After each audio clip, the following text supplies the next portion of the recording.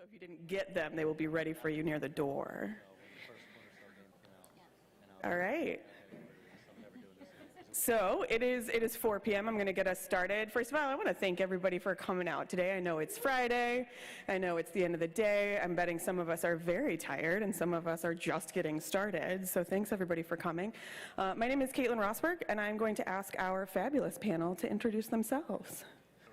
Hey panel, I'm Tim Seeley. I am a writer for DC and other things, and I'm just doing, just finished Masters Universe versus Injustice, or actually the other way around, and I'm doing Swamp Thing for DC.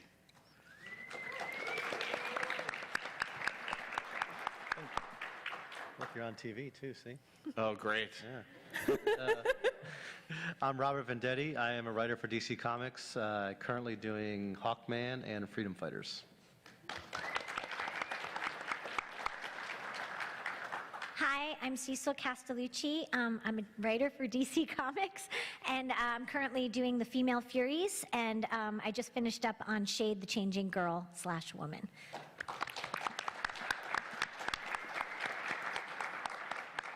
So the good news is we've got the folks up here that are supposed to be here, which I think is a great way to start our day. But I want to start with a question for everybody on the panel.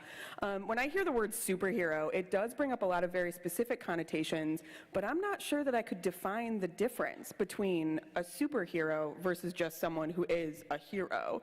So what is a superhero to you specifically? Oh man. I mean, I think it's kind of, because it comes from Superman, I guess it's the idea that someone with great power or great, a higher position comes down to save people who they could consider lesser, I guess. That's, to me, the superhero, because it comes from Superman. Yeah, I would agree with that. Like, it's a hero who has extraordinary powers but uses those powers for good when they could very easily just use them for It doesn't necessarily have to be superpowers, like, specifically, because Batman is a superhero, but it works because he's rich, and he could not give a crap about people, but Sure, he does, yeah. so. Yeah, I kind of feel like it's also like there's something sort of, they have a different moral DNA in some sense, where they, they have like a higher standard that they keep their heroics to. Yeah, like they're better than, they make the choices we wouldn't. Yes. Yeah. That's what I mean, I would. I don't. They're the choices I wish I would Tim, make, but like I'll how admit you want that. to roll, yeah, but yeah. I mean. Well, but it is really interesting because, like when I was doing Shade, like Shade, I often say to people like, oh, I write superhero comics, Shade the Changing Girl. And they're like, what? What's their superpower? And I'm like, madness.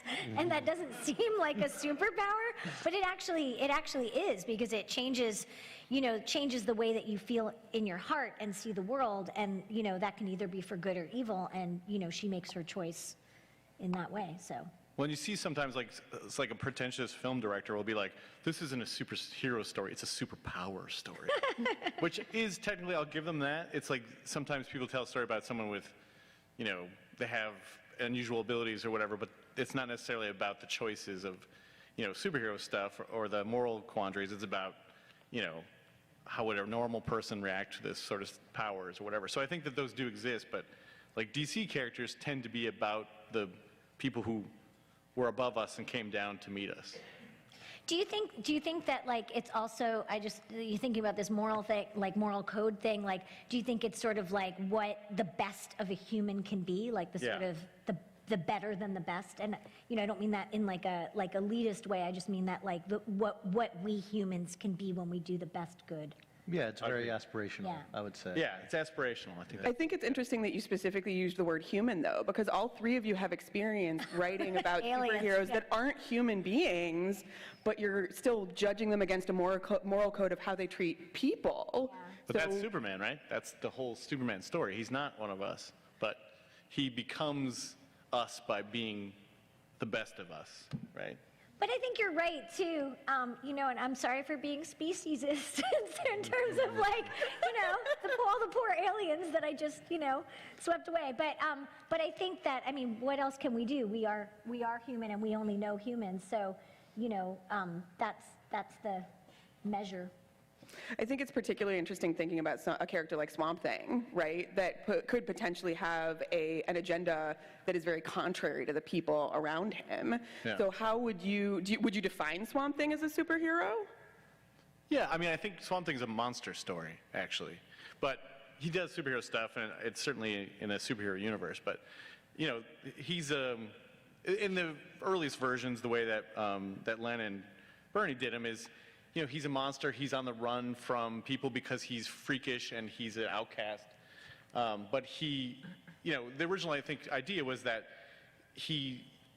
though he looks like a beast and he's very alien and foreign, he's got the heart of a man, right? So he's Frankenstein. He's, that kind of character. He's tragic because in the original story, obviously, he's trapped in this thing that he didn't want to be. Obviously, they figured out a way to keep him a Swamp Thing monster so that you could keep reading about him. He didn't cure himself and go back to being a guy. But yeah, that's, I think, the original dilemma for Swamp Thing.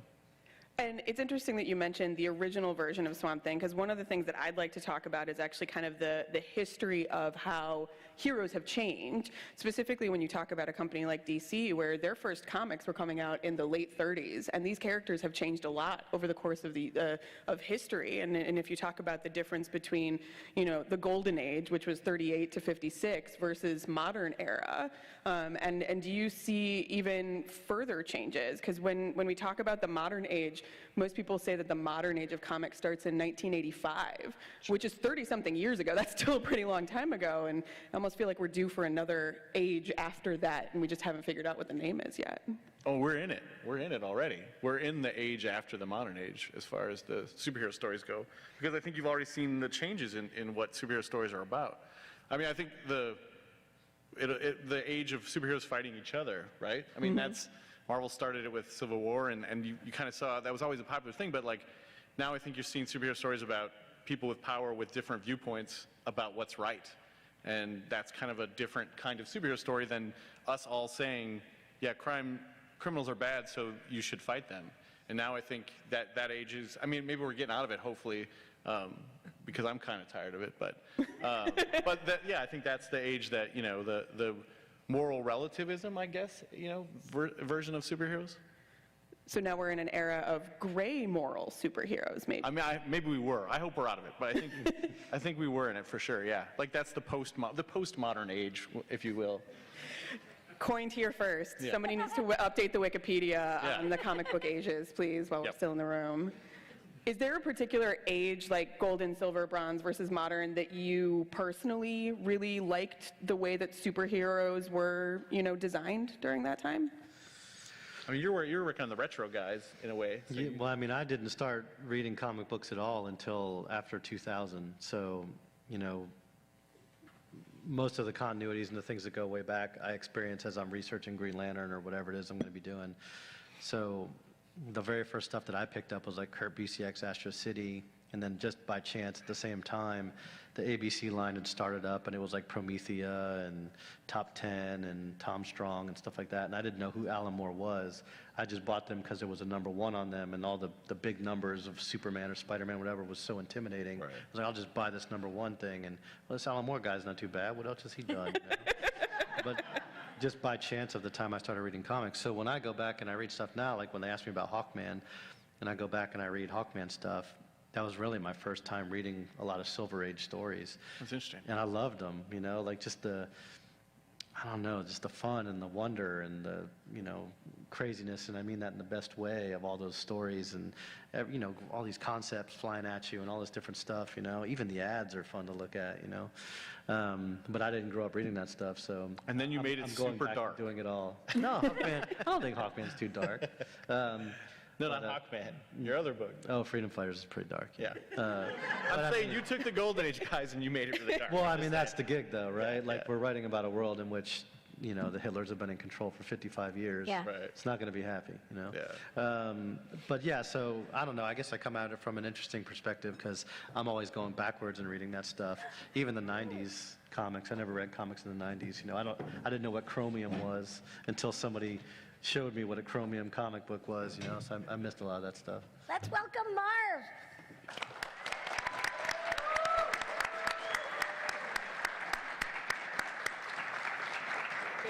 They didn't tell me I would be mugged constantly every 10 feet, so that's why I'm late. Oh, well, gee, I walked all the way here and nobody stopped me once, Marv. But I'm glad it's different for you. I assumed you were outside and it's Chicago, and that's what it was going on. So, Marv, I don't know if you want to take a second to introduce yourself, maybe, or... Introduce myself. I'm Marv Wolfman. This is a Batman panel, right? Superheroes. I forgot. Superheroes. I've written Batman, created the new Robin, or he was the new Robin, now he's an old Robin, Tim Drake, and worked on a whole bunch of Batman stuff over the years, including a Batman video game and more. You could talk about New Teen Titans because it's a superhero panel, Yeah. so you're good. Yeah. So anybody else, is there a particular age of, gold, silver, bronze, modern age that you want to revisit some of those themes, or are you pretty happy with where you're at now? Oh, well, she's asking about if there's a particular style from one of the other ages that we would want to revisit. I mean, I feel like me and Adriana are kind of doing that with Female Furies, where we're really trying to honor, Kirby and his style, and I think SYFY with their colors as well are doing such an incredible job of making it really feel like it's like an 80s comic, actually, I think. And I think that makes it really fun. And one thing that I really like is how Adriana seems to be channeling sort of Kirby, but sort of putting her own spin on it, and having some gentleness with some hard situations that are happening in the book. And I think that, there are a lot of flashbacks, or there are a bunch of flashbacks, and I like the fact that we're doing them sort of more color rather than a sort of sepia tone or something like that. And, for me, when I was growing up, before I knew how to read, my parents had gotten me these Superman and Batman omnibuses from the Golden Age and stuff. And that's how I sort of cut my teeth on sort of learning to read visually. So I'm always really attracted to that kind of huge color splash, big, sort of simple but big. Do you want to, there might be folks in the room who are not familiar with the characters in Female Furies. Do you want to give them a quick refresher? Sure. So Female Furies are an elite fighting force for Darkseid, who, as we know, is a big bad. And they live on Apokolips, and they're part of, sort of that. And their commander-in-chief is Granny Goodness, who is she ran the Terror Orphanage on Apokolips. And it's part of Jack Kirby's Fourth World, which is this sort of epic Wagnerian, operatic, sweeping, beautiful story that also includes Mr. Miracle and Big Barda. She's one of the Female Furies. And that's all I'll say. Awesome. Marv, is there a particular era that you would want to revisit with any new books? Do you want to go back to Gold Age? Do you want to stick with where you're at now? Era of Batman? Any superhero. This is just a DC superheroes, not Batman, yeah. Any superhero, what era? God.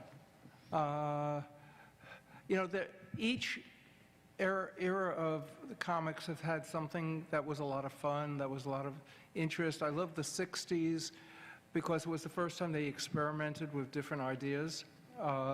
They broke out of the standard type of comics. I would say the golden age of comics is actually the last 10 years, including now, because some of the best comics ever done have been done recently. Really great writing, really great art in it. So I actually like the era that we're in right now. Firm endorsement. Does that answer the question? Yeah, absolutely. One of the things that I've always wondered a little bit more about is we're talking a lot about characters that have decades and decades of history, right? Some of these characters have been around since the 30s, the 40s, the 50s. How do you think you can keep superhero stories fresh, especially when these characters have been around for so long? I mean, the world kind of helps you out with that because you have to. I think with a lot of the DC characters, the key is to keep the core of the character the same, but Clark Kent is going to be a reporter. Well, now he's going to work for probably BuzzFeed, right? And that's terrible. But that's the world kind of helps you update the characters and then ask new questions about what their place in the world would be. If they don't change at their heart and the world changes around them, then you have conflict and then you have story. Well, let me write that down. I think for me as a lady, like when I'm considering something like writing so far women characters, I'm trying to look at the cracks, the invisible cracks that haven't been looked at before, and sort of pulling that up into the story that I'm telling to bring it more into the modern era. Yeah, I always find you have some of the Man and Superman material that I just did up here now, but if you center on character and make the character fit the time period, whether you're specifically doing something in the past or in the present, but if the character is real, if you treat the character correctly, the stories will fall into place because you're telling the story about a man or a woman, and the plotting and everything else will fit the character. And as you grow a character, as the decades go by, and the character is going to change simply because different people are working on it, and also because there's almost no way to avoid it, even if you try.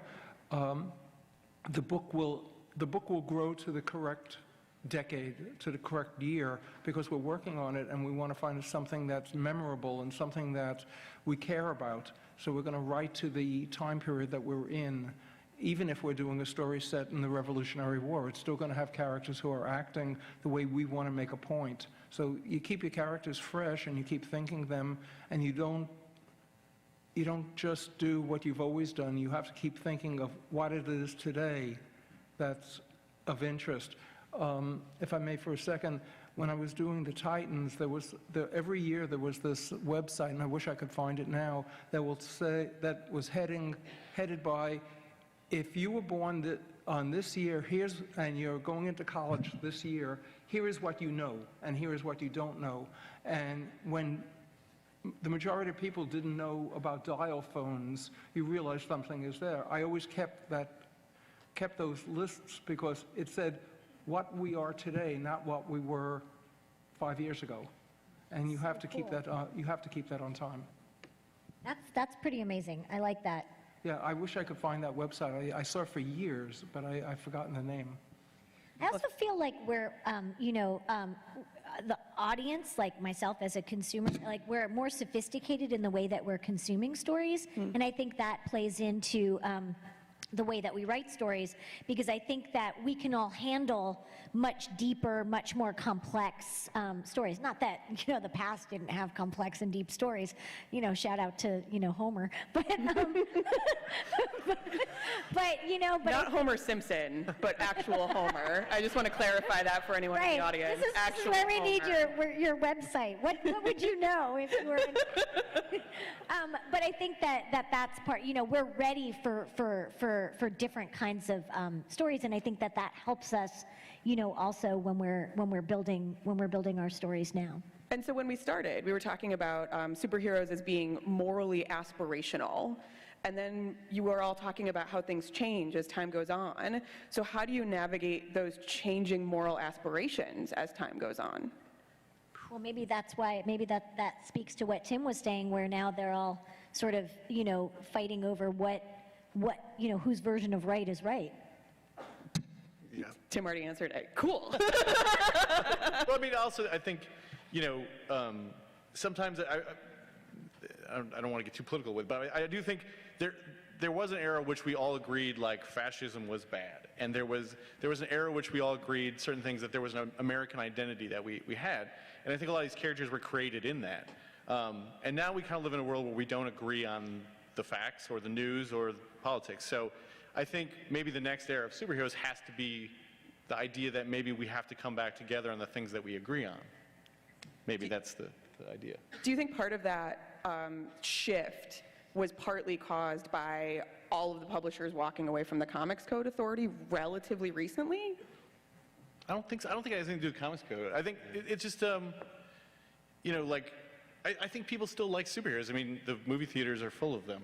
So people still love superheroes. People still love aspirational hero stories. I don't think we've changed that much, I think it's just the access of a medium, I think, maybe more than anything. And obviously in the 80s, everybody went, well, I wish we were more respected, and I wish we were, not just kids stuff, so they made stuff for adults, which made some great stories, but also maybe pushed superheroes away from, what their actual appeal is, maybe? I don't know, that's just a thought. I'm not saying Watchmen ruined anything, I'm just... No, but I think it's a valid question whether or not it didn't ruin anything, but I think that it might have had unintended consequences. Yes, I think so. Well, by people who didn't get it. Yeah. I think sometimes people read Dark Knight Returns or Watchmen and are like, isn't it great when superheroes are total jerks? But they don't get it. That's not what it's about at all. So yeah, I mean, it just depends, I think. I just don't think we've changed as people that we don't still think, I mean, the fact that Captain America and Batman and stuff still are relevant and no one thinks they're old-fashioned is great. Well, that's what I think is so great about, superheroes in general, is that they are our new mythologies. They are sort of what we, what we can crack and reinvent and look at many, many different, points of view. And I think they're so great because they're so flexible, because they are so iconic and their center of the characters are so, solid. So kind of going to what Tim was saying about, this hero is just a jerk. How do you differentiate between a superhero versus an anti-hero? Oh, man. I mean, you could certainly have a superhero. I was trying to think, you said anti-hero. jerk, and so I was trying to think of Guy Gardner. Like, my answer was going to involve Guy Gardner in some way, but... Well, because superheroes can have flaws. Guy's still a superhero. Yeah. He's a jerk. He's not but an anti-hero. He's not an anti-hero. Yeah. I don't know. I mean, anti-hero is weird because I guess the anti-hero just means... Doing wrong things for the right reason, maybe, I guess? Yeah. Yeah. Or the right things for the right wrong thing reason. for the wrong reason. Yeah, exactly. Because I think... Thinking of the Punisher, like, he just... Yeah, doing it right. Yeah, I see what you're saying. Well, they're not, like, because I think... A reluctant hero, like a reluctant do-gooder or something? That's not like an anti-hero. Yeah. I think maybe anti-hero is kind of ruined. Maybe that term doesn't mean anything anymore. Like that, you know what I mean? Because I think of like Death Wish and Bernie Gibbs in the real world, or just the idea that like someone took the law into their own hand. We agree that that's bad, but we're rooting for them, right? Mm-hmm. So that kind of idea, maybe that's it. So maybe a disconnect between that moral center that we talked about and the way that they are going about connecting to that moral center. Yeah. I think for me, if a hero or a superhero goes into action without being prompted, he, she, it is going to solve a problem because it's the right thing to do. The anti-hero goes, damn it, I don't want to do this, I guess I gotta, and begrudgingly does it all. But where they come from is a very different place, even if they're going to solve the same problem. It feels like that might be the root of a lot of those super fights that you were mentioning, Tim, of like the folks that want to do the right thing out of some impetus of their own versus the folks that are kind of being sucked into a situation that they might not want to be in. Like proactivity versus reactivity. Right. Yeah. Yeah, I mean, that's definitely like the core of a lot of 90s comics, was always like, X-Force says, we're going to take this to the road, we're going to beat these guys before they do it. Like, you see that kind of moral thing show up around that era, I think, Not to bring it back to Watchmen, but who watches the Watchmen? Yeah, like exactly. who polices the people with the superpowers? Right, exactly, yeah. One of the other things that a lot of you folks have worked on is legacy characters. So characters that are second generation or third generation inheritors of a title, someone that has worked under another hero. And how do you kind of navigate those difficult waters of this is a new character or a character in a new role in this beloved situation that people might not be ready for? Marv, you were the master of this. Legacy heroes. Legacy heroes. So like navigating a Robin taking on a new role or adding new characters to the Teen Titans, how do you navigate the reader's expectations with the history of these characters? It always comes down to me, at least, with who the character is, what they do, how they think. And I do extensive note-taking while I'm creating a character so that I understand how they're going to react to any given thing. That allows you to create, in the case of Robin you're talking about, I did Tim Drake and moved the other one into a different realm by making him older. And it's because it was correct for the age group of Dick Grayson to want to give up those stupid little green pants, and and it was correct for Tim Drake, who was horrified to see Dick Grayson's parents die because he happened to be 2 years old when his parents took him to the circus, and he witnesses this traumatic event that never leaves his head. So everything is built into the character, and you grow them in that fashion. Again, with someone like Tim Drake, previous characters wanted to be Batman. He wanted to be Robin. So you already have somebody who you're feeling good about because you could understand him wanting to grow up and to become this great person. And you could, I'm not phrasing it right, but that's how I do it. Made sense to me. Well, it's also tough because I think by design, most of the big two superheroes and DC characters specifically are not supposed to change and age a lot. But the readers kind of want to see their characters that they grew up with graduate. They want them to change with them. So you kind of have a conflict sometimes where, you know, the readers, like every era gets to grow up with Dick Grayson and watch him become Nightwing, right? Like when Marv did it in the 80s, and then you had the kids who grew up on Batman animated series, and then you had, you know, film series. Like everyone gets to watch Dick graduate to Nightwing. But that also has inherent problems, because then what do you do with Nightwing, right? Like if you were going to change these characters, you have to make him Batman eventually, right? And so Grant Morrison did that story, and it's great, but eventually you have to change him back to Nightwing, because that's what people really like. So it's hard with these massive ongoing superhero stories to the illusion of change versus actual change is kind of tough to do. And even like when we did Grayson, it was a very logical growth for the character to become something else. And I think it worked really good, but in the end, he's got to go back to the tights at the blue on it because that's what you guys like. So it's a weird part of the job sometimes. I'm sure you've seen that, both of you have. Yeah, it's like you have to find a way to change things without changing anything. Right.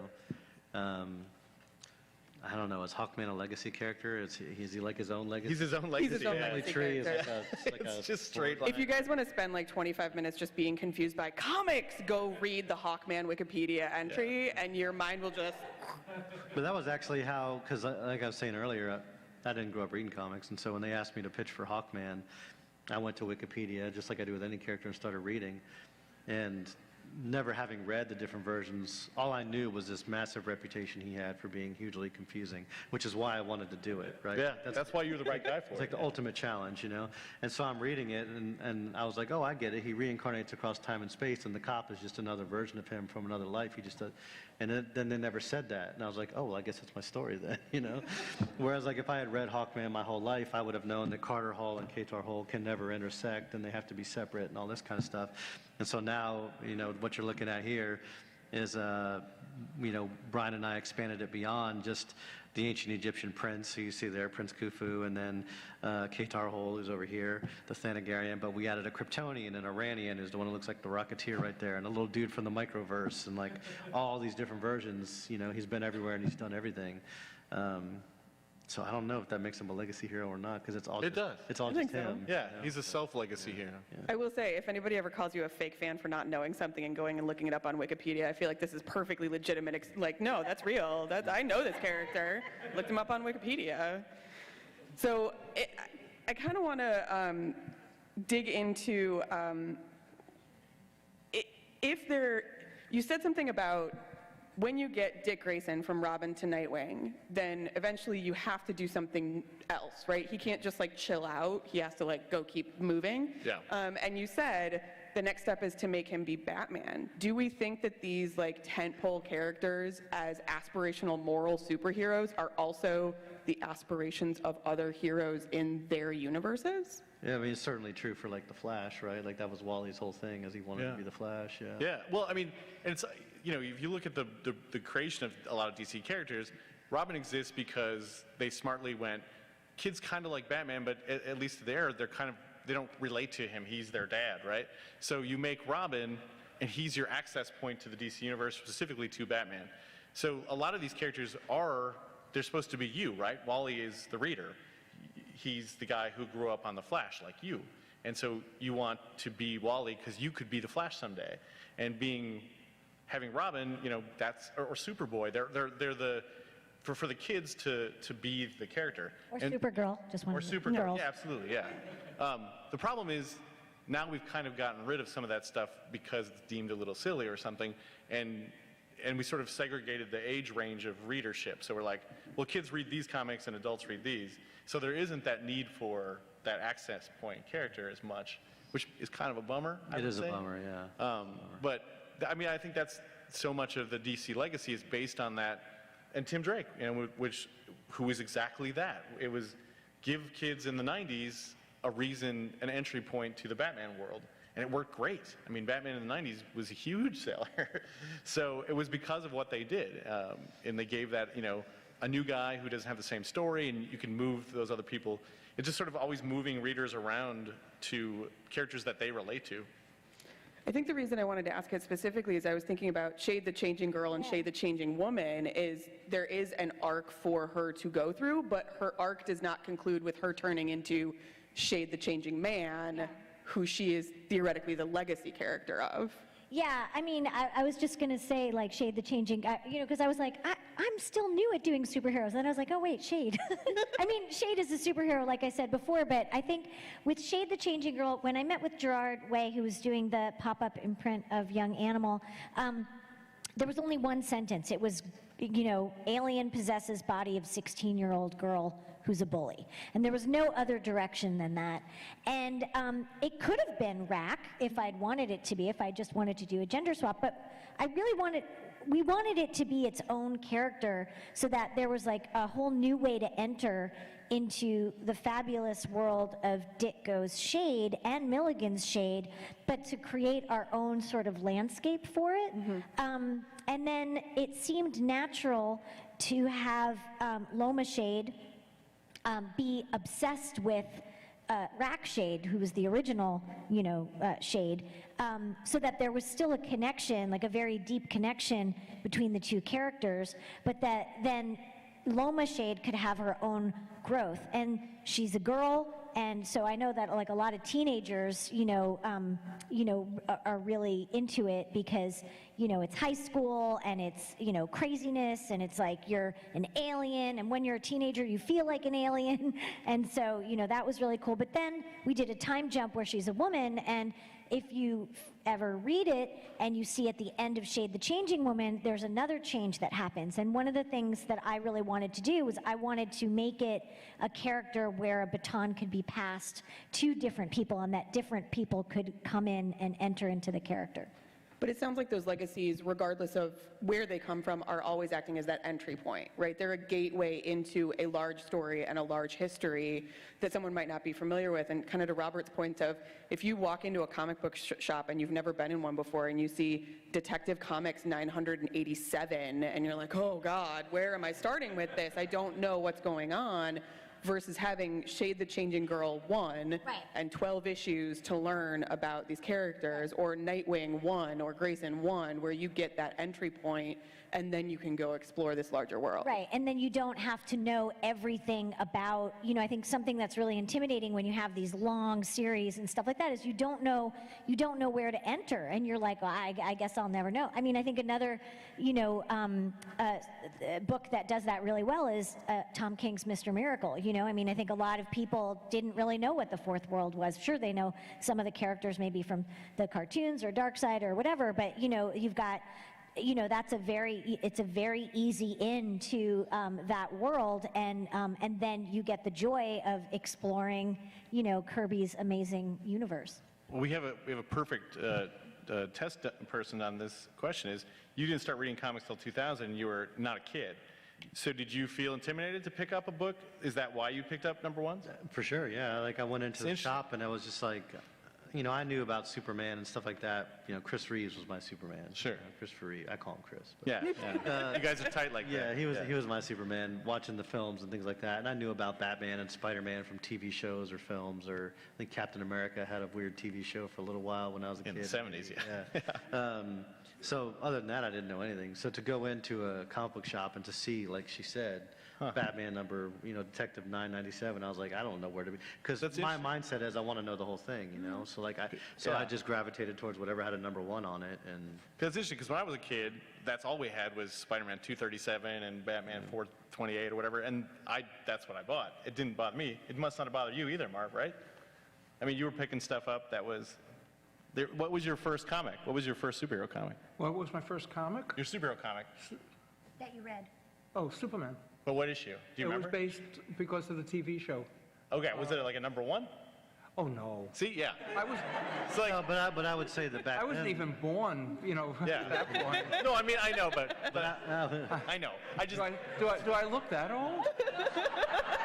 I know what you meant. Yeah. I know what you meant. You thought he got it from somewhere else, yeah. Yeah. But no, I think that back then, like especially in the Silver Age, well, reading the Hawkman stuff I read from the Silver Age, it was all self-contained. it was also Every issue was a number 1, even if it didn't say number 1. Yeah. Yeah. Like Maybe when I'm that's- reading comics in the 2000s, it was into the multiple issue arcs, Yeah. all that 6 kind of issue stuff, arcs, yeah. Yep, that's true. I think it's great that you brought up like TV and movies though, because I think especially now there are so many people coming in from movies, or Batman the Animated Series was my first introduction to a superhero. You're not the only one. Yeah, Probably exactly. 40% of the people in this room came in on Batman the Animated Series. And I feel like the conversation about those legacy heroes being the entry point of if you Yeah. saw Dick Grayson on the Batman in the Animated Series, and then you could walk in and pick up New Teen Titans and go, I know what I'm getting. I know exactly where I'm at. I know who these characters are, and I'm excited about it. Yeah, and I think that's the really important thing is that, like, I'm just thinking of like, how there's going to be all these amazing kids who are watching DC superhero girls right now. And, that like, they're going to look at all of those characters and they know what the core of those characters are. And so when they do discover the book, that doesn't change. Yeah. Even though maybe the sort of the lens that we look at it or the age range changes, the core of those characters don't change. Do you mind if I ask you guys, what was your first superhero encounter?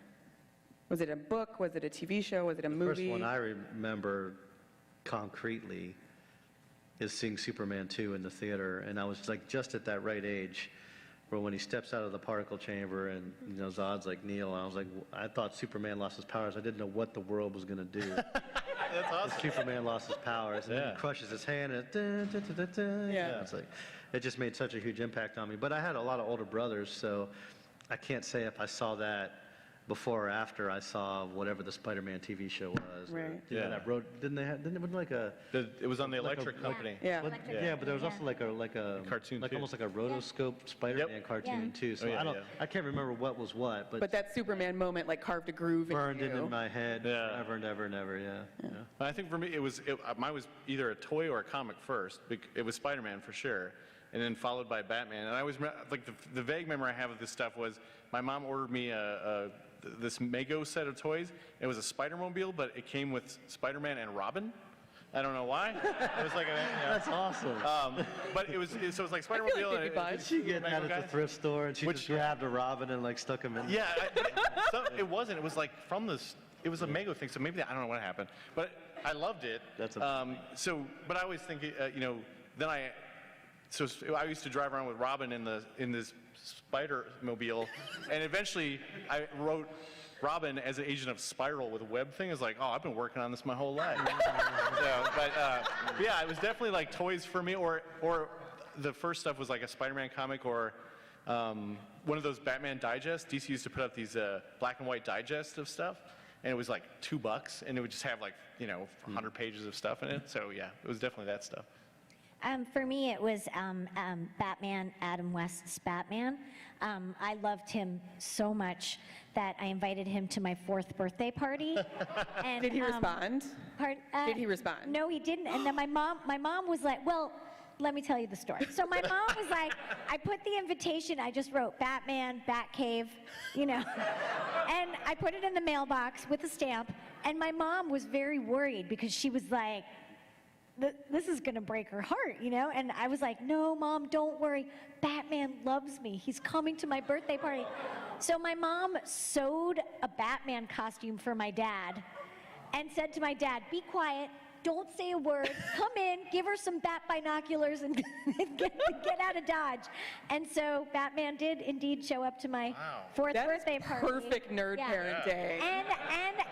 And that was the year I was 4, and that was when my parents got me those omnibuses of Superman and Batman, which is before I could read, you know, because I was so in love with Batman, and that brought me into comics. I feel like you all should be taking notes. Like every single person in this room that has a child or wants a child should be taking notes on what just happened. Thanks, Mom! Marv, do you remember your very first superhero?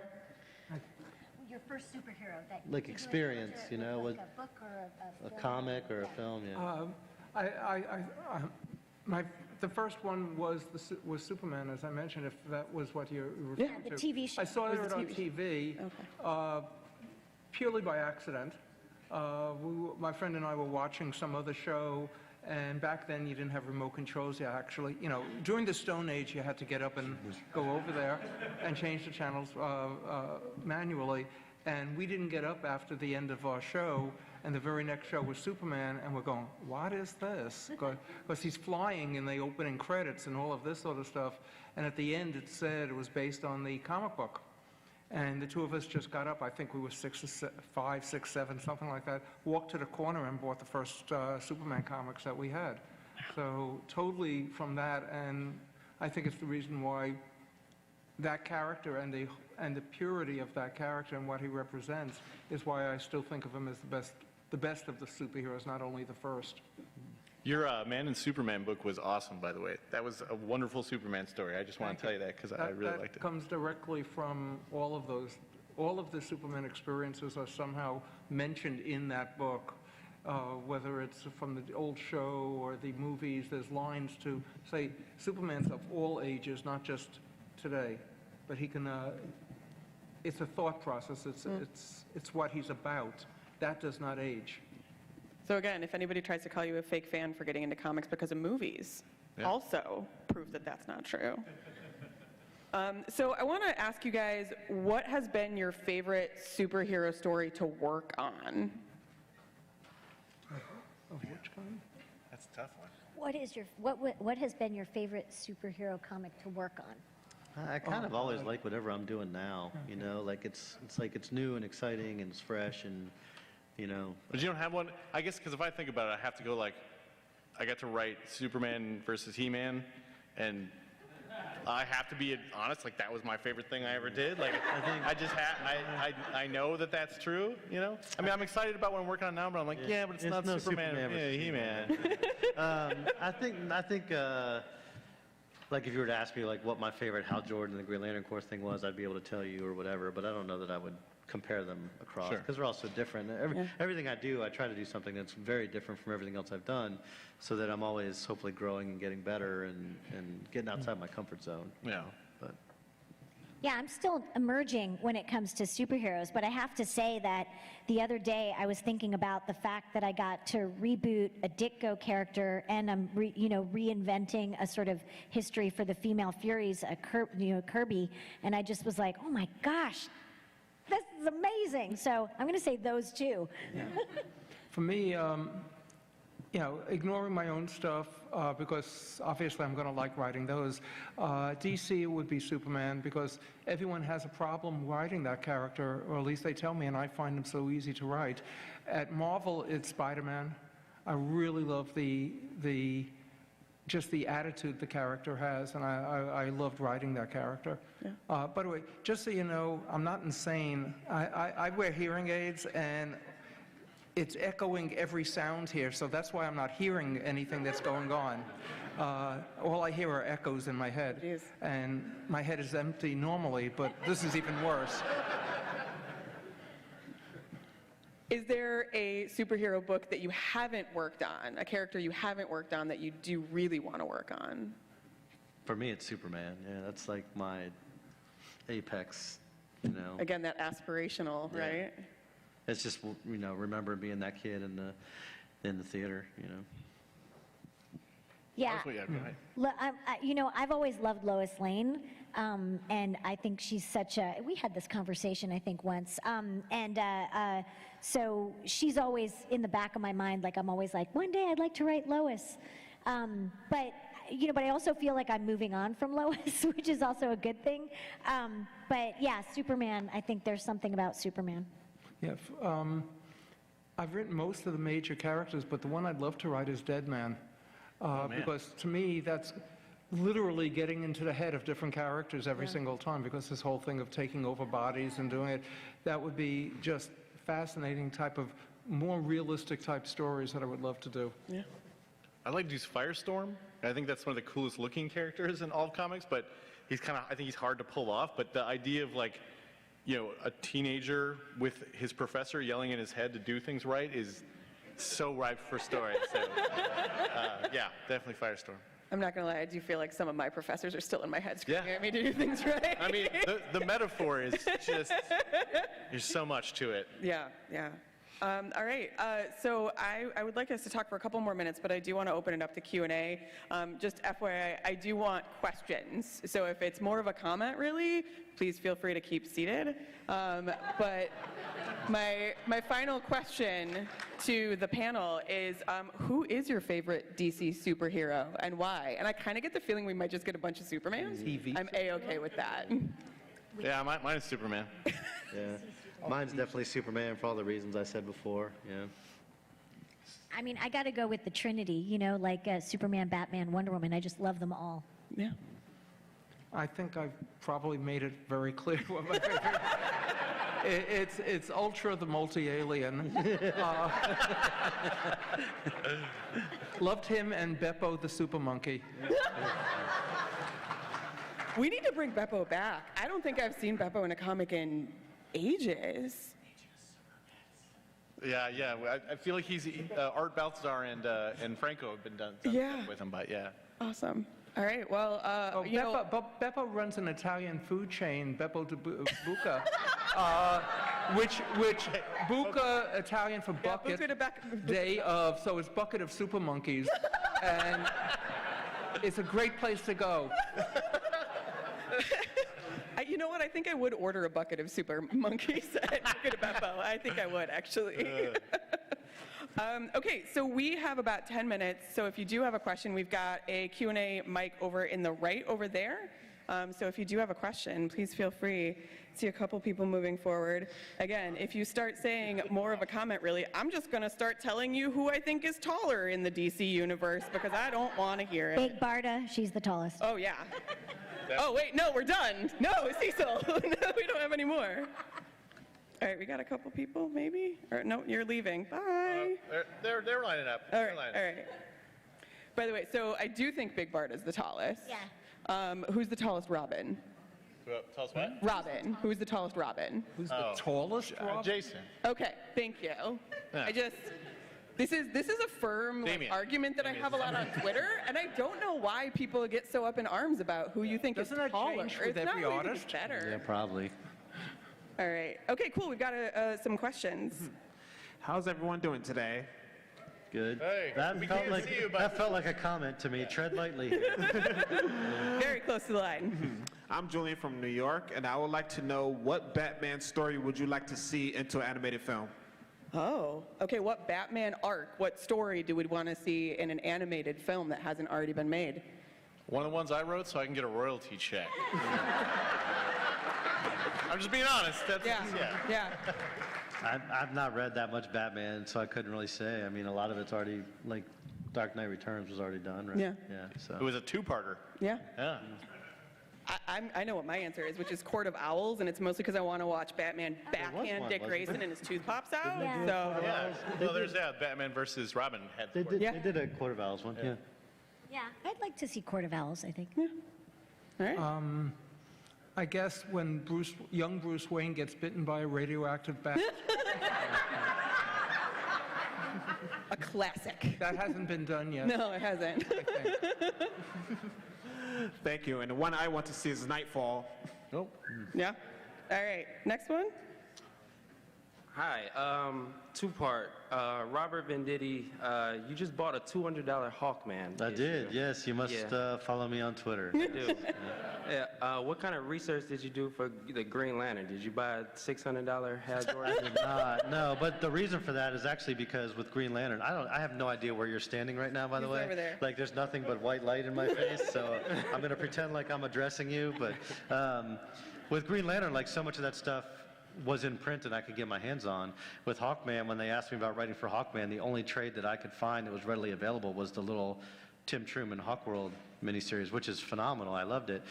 But so to really research the character and read all the Silver Age stuff, you know, there was the black and white, you know, what do they call those DC Comics, Showcase Presents or whatever. Yeah, the black and white versions of that. But I really wanted to see him in color, to see what the characters look like. And it's the only thing I've ever, if you want to call it a collection, collected of comic books ever, is I'm trying to get all the Silver Age Hawkman stuff because I want to know what it looks like and how, you know, beyond just black and white. But you kind of fell in love with him a little bit, though. Oh, for sure, yeah. I mean, the covers are amazing. The one where Hawkman's like shooting Adam out of a slingshot. And it's like, this stuff's so cool. So now, after I bought that issue, I'm pointing like you're over there, and I honestly have no idea where you are. He is, he's over But You're in the right direction. and now so what I bought today was Brave and the Bold 34. So I have 5 issues of Silver Age Hawkman left. Basically, we're saying if you find it in your dad's attic or something, you know who to contact if you find it somewhere. Really quick, biggest regret on a series? For me? For all of you. For all of us? Oh, biggest regret on a series? Is that what he asked? Yeah. I don't really know. I don't think of it that way, you know? Like, it's all just bricks in a wall. Like, I wish when I'd started out on Green Lantern after Jeff Johns that I had been as good as Jeff Johns. But, like, I'd only written, like, 5 comic books, you know? And, like, people were really just sort of anti-me at that point. Like, the way that I kind of think of it is, like, if you get a job and, like, you're replacing somebody who's been there for 10 years, and on your first day, everybody comes by your cubicle and is like, you suck! And it's like, but dude, I just got, like, the other guy's been here 10 years, you know? Yeah. So, but it's all just bricks in a wall. Without those things, I wouldn't have learned or progressed to the point where I am now. So I don't really have regrets about any of it, you know? That's good, yeah. I have one, there was a line in Injustice vs. Master Universe where this woman CT man says, oh my gosh, you're a barbarian. And I originally wrote it, oh my gosh, you're a Viking. And I should have kept that. That's funnier. That she thought he was a Viking is funnier. So that's a huge mistake on my part. And I'm so sorry to all of you that I didn't keep the Viking line. Do you have any Biggest regrets? regret? Any regrets? Yeah. It's a general one because it's staying on a series too long because you like it, but you're not advancing it. And somehow it would be so much better if you were able to get up and walk out and maybe come back in a couple of years when you're fresh again. That would be the regret, is not giving up something when one should. I'm new to monthly comic books. I write a lot of graphic novels, so I think that I'm sure I will have a regret or two, and I'm going to take that as a lesson to learn for how you do better the next time. This is kind of a two-parter for Marv and Tim. Marv, what exactly went into the idea of taking Dick Grayson and saying, okay, we need to change him into Nightwing? And Tim, I love your run on Nightwing anyways. Raptor is amazing. Oh, thanks, man. But when you started writing Nightwing, did you look at anything that Marv did and say, okay, now I want to mature the character even further? Okay. Hold on one second. So he wanted to know what made you think about, like, Well, I mean, I can answer it while I was thinking on it. I mean, obviously, I looked at everything what- Marv did. oh. Oh, yeah, go ahead. Yeah, go ahead. What, when we put him in the Teen Titans, he was no longer in the Batman book, and he was going to be the leader of the Titans, which meant he couldn't be that 11-year-old kid that he was in Batman, spouting bad puns and all of that sort of stuff. If he was going to be the leader of the Titans, he had to be, first of all, older. He should have been 18, 19 years old. He should have been more responsible, and you need somebody who's worthy of being a leader. So Dick kept getting older as far as I was concerned, and kept aging and getting smarter and becoming a better leader rather than Batman's kid partner. And that just meant at some point he had to break free of where he was, because none of us want to stay 11, 12, whatever it is forever. And here he is with all these responsibilities, and he did not want to be his dad. He didn't want to grow up to be his dad. He wanted to be his own person. And that's why if we were allowed to change his costume sooner, we would have done that by doing it the way we did it, which was having him just quit and allowing the Batman book to have Robin again, a young Robin, which was needed for Batman. It was stronger for everybody around, and Dick Grayson was able to become a real person on his own, which is why I think Nightwing took off the way it did. People just like that character because he was the representation of growing up and striking out on your own. Yeah, I mean, you can't say it better than that. But, when I was working on it, I think the job was I think there had been a lot of stuff put on Nightwing in the meantime, which kind of just turned him into like a variation on Batman, or maybe worse, as a variation of Daredevil. So I kind of wanted to go back to, I think what they had originally set up was that he's a swashbuckler. I wanted to make him more Robin, and maybe that's kind of undoing a little bit of what Marv was talking about, but just sort of make him a fun guy. He's a sort of, a chatty guy, a flirty guy. They kind of pick up some of that stuff and take away some of the, the urban vigilante, Daredevil, blockbusters, his Kingpin kind of stuff. Kind of go back to what makes him different than Batman, I guess. Well, what made him different from Batman? No, he's just, Is that what you said? No, Yeah, just focus more on that than I think there's a tendency to dress him up as, a variation of Batman, I think sometimes. Not in your stuff, but in other stuff, there's a tendency to do that. Well, my view of the character was that Batman, when his parents were killed, he spent his entire life chasing down the villain. It took him decades before he actually finds the villain. When Dick Grayson's parents, and that's why he's so, fixated and so inane as a concept, that all he is about revenge for so long. Dick Grayson's, the people who killed his parents, Batman captured them immediately. Dick was able to get past that because he never had to grieve for 20, 30 years.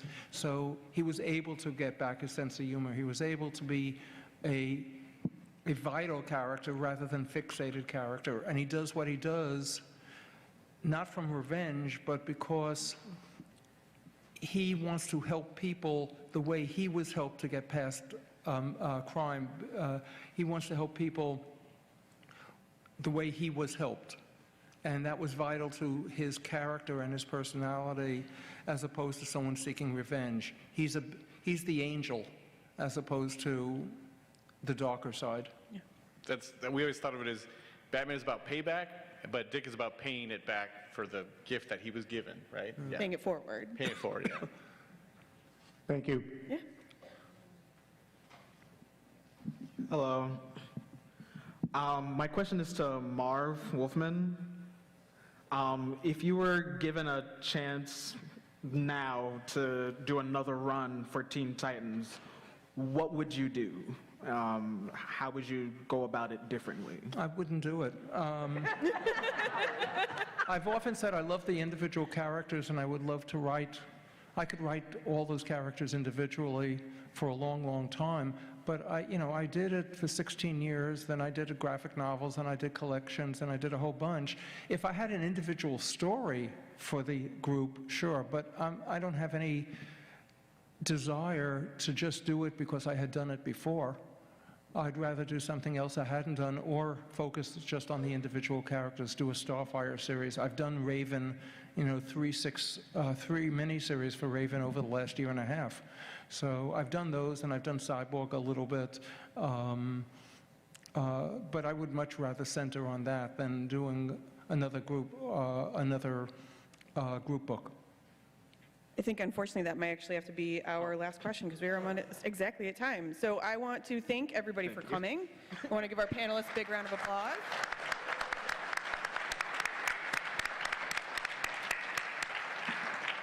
And have a great rest of your con, everybody. Thank you.